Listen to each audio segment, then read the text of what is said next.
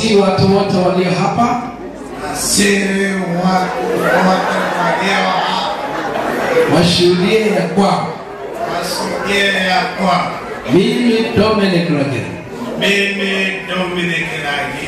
na kutwaa wewe Esther Anyang, nikitoa wewe Esther Anyang uwe mke wangu halali kwa ndoa, uwe mke wangu kwa ndoa,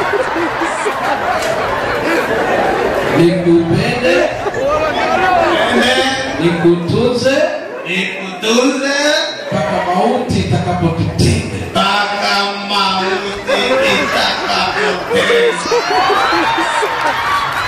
Kulingana na amri takatifu ya Mungu,